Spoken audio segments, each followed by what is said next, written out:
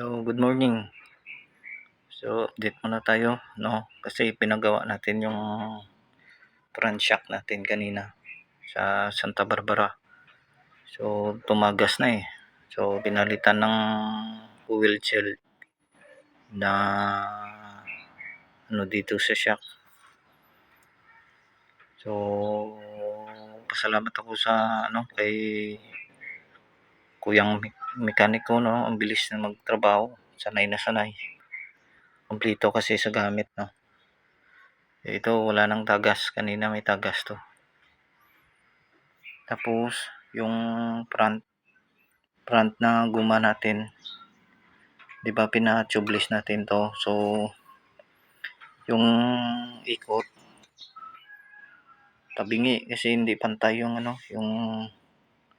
yung lapat ng guma sa rim. So pinagawa din natin. So ngayon lapat na hindi na hindi na 8 tawag kasi pantay na yung ikot ng guma. So yun lang yung update natin. Paggawa tayo ng shock. Tapos pinagawa din natin to. So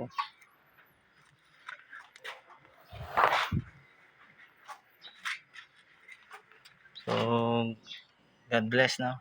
And ride safe tayo palagi. So thank you.